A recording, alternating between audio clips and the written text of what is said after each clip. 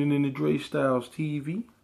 The NFL season is upon us, and there are a couple of things that I would like to point out. The first thing I would like to touch on a little bit is the Colin Kaepernick situation, not whether or not he's right, wrong, or indifferent. I'm really not going to touch on that at this moment in time. What I'd like to point out is the level of hypocrisy that we're just experiencing with this entire situation. The NFL has breeded killers, rapists, drug addicts, woman beaters. I never heard anybody discussing assembling a boycott of the NFL for any of these reasons. And this man takes a knee for something that he believes, and now we've got people saying boycott the NFL, boycott the NFL. First off, what I will say regarding Colin Kaepernick and what he's doing is a lot of people are making it about our military, and I believe that that's just a lot of people are really just a lot of misinformed and just really not educated on the subject, because the truth of the matter is the flag and anthem have absolutely nothing to do with our military, period. Now, I understand we have those that do not really care what the anthem or flag represents, that you're just going to go ahead and decide anyway that it's relative to the military.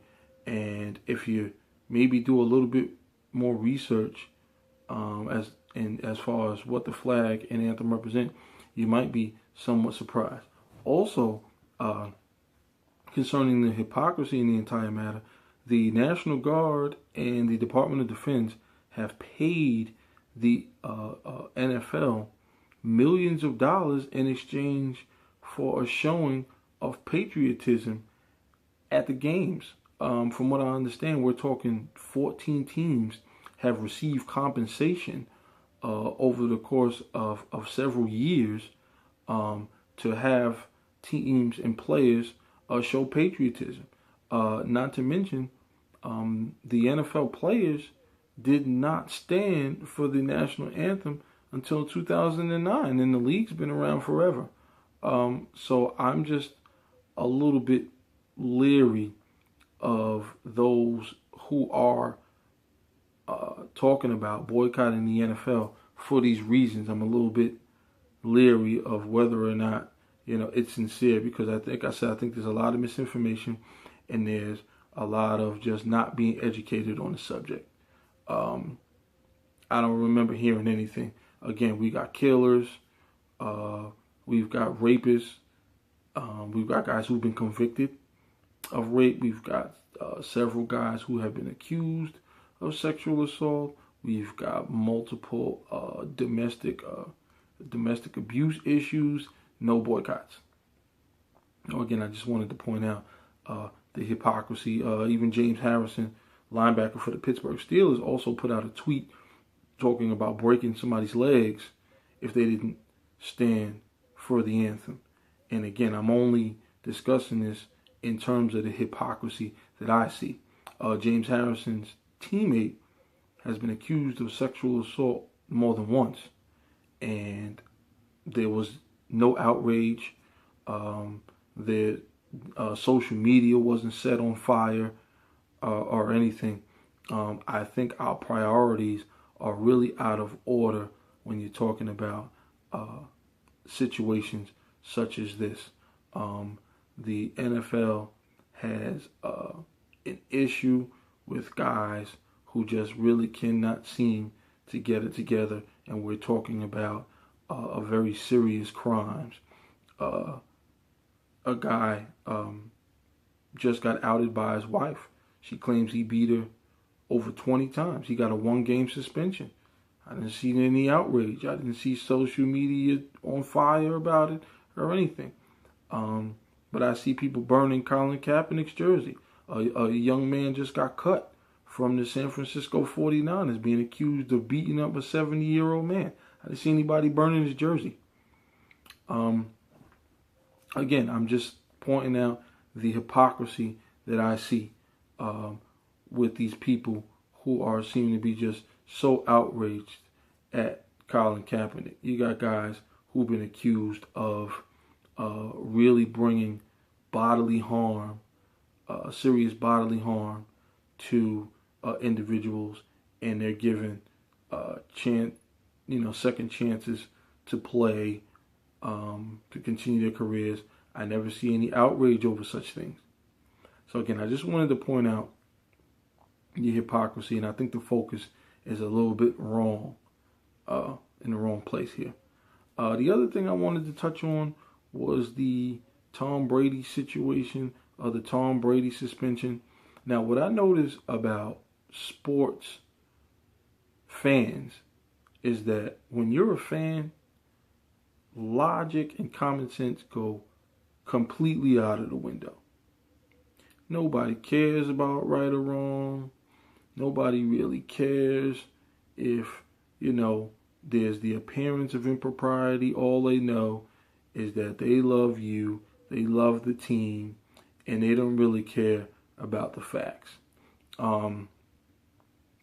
Now, when Tom Brady was suspended, everybody said, oh, there's no, everybody was saying, oh, there's no proof. There's no proof. First, let me say this. This is the NFL, not a court of law. There have been plenty of guys, numerous guys, who have been cut, who have been released, who have been fined simply for the appearance of impropriety. In the NFL, and it looks like other leagues also, NBA, things like that, all you have to do is be accused and you stand a chance of being cut, being released, being suspended, being fined, etc., etc. There is no burden of proof. This isn't a court of law. The league appears to be concerned with the appearance of impropriety, the league and or that particular team. Okay? They don't want to be associated with it. So even if there is no Ray Rice situation where the video came out, you still face suspension. You still face being released. It's happened to numerous players, and there were those who thought that Tom Brady was going to be the exception, and the team owner Robert Kraft included. And it appeared as though he thought there were going to be some bias involved because of his personal relationship with Roger Goodell. And when I say personal, I'm talking about having dinner at each other's homes. Okay. What I also noticed is that the entire situation made no sense from the beginning. When they asked Tom Brady for his cell phone for evidence, the first thing he did was say, well, I destroyed the phone. First and foremost, I like to deal in common sense. Nobody destroys their old phone when they upgrade to a new phone. Who destroys it so nobody can use it? You sell it, you give it away, you donate it. Nobody takes a hammer to their old phone. All right? And again, from a fan standpoint, people don't really care about what's what. When the initial suspension was overturned, I believe Mark Wahlberg, who's a Boston native, was on SportsCenter at one point, and he said, well, I knew he was innocent. No, that's not what the judge said. The judge said Roger Goodell overstepped his bounds. That's a far cry from innocent. I believe also Ben Affleck, who's also a Boston native, was on Bill Simmons' show. He has a show on HBO, and his argument was that the NFL, maybe Tom was afraid the NFL was going to go through his phone and see some really raunchy, racy photos, and was just going to expose them. And it's like, okay, again, this is what I'm getting at this point from a fan standpoint. The NFL was not looking for any naked pictures. They weren't looking for catch Tom in some crazy position. All right, what they were looking for were text messages between him and the two low-level employees who were responsible for deflating those footballs. That's what they were looking for. All right.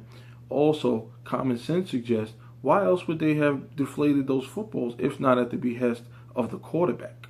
All right. Now, is it a stupid rule as far as the air in the football? Probably.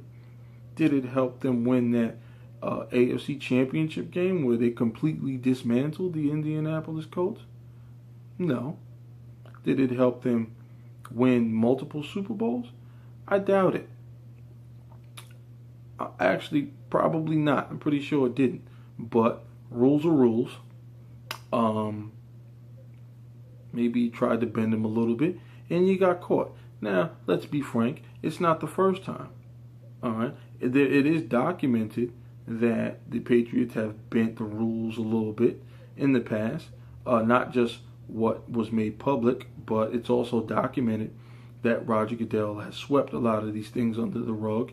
And again, I believe Robert Kraft thought that this was going to be one of those situations. And I believe that's why I was so outraged, because not having Tom Brady under center was instant panic, I believe. Now, Jimmy played well last week, so that's a good thing for the New England Patriots. But I do believe hearing that Tom Brady's going to be gone for 4 games, just hysteria in the New England area. So I get it. However, rules are rules.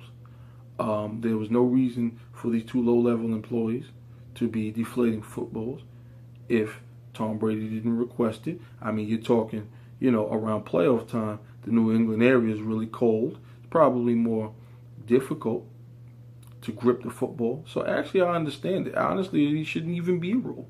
All right? What I'm referring to is the bending of the rules and then saying, oh, no, they don't have any proof that I did this. Well, again, this isn't a court of law. This is the NFL. And the NFL operates on the appearance of impropriety. That entire report that was done after the investigation suggested the appearance of impropriety. They didn't say, well, Tom, we caught you red-handed. All right? It's based on insinuations, and that's the way it works. And again, there's a certain level of common sense that's involved here. Why would you just destroy the phone, which you probably didn't? You just didn't want to turn it over because those text messages were probably in there. They deflated the football so you'd feel more comfortable. It would feel more comfortable in your hand when you were slinging it. I understand it, honestly. I know New England gets very cold during playoff time, during NFL playoff time. I understand it. I honestly don't get the point of it being a rule in the first place, but it is. So I get it. But it looks like they actually may weather the storm. Jimmy looked pretty good against the Arizona Cardinals. So good for the New England Patriots and their fans.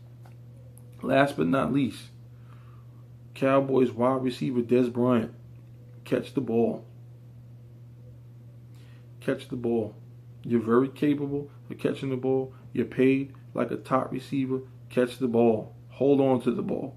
How many times are you going to have the ball thrown to you, have it in your hands, fall to the ground, and the ball pop out, and you blame the referees for not calling it a catch? You know the rules, my friend. You must hold the ball and maintain possession and control of the ball when you hit the ground. That is the rule for all receivers. It is not just you. All right, there's receivers all across the league, okay, catching the ball and doing just that and having passes being completed. You're very capable of doing the same thing. It's time to get off it where it's not fair. It shouldn't be the rule, but it is. Catch the ball, control the ball going to the ground, and maybe your results may be different. Because when you didn't maintain control of that ball, when you guys were playing the Green Bay Packers in the playoffs, you maybe cost the team an opportunity to advance.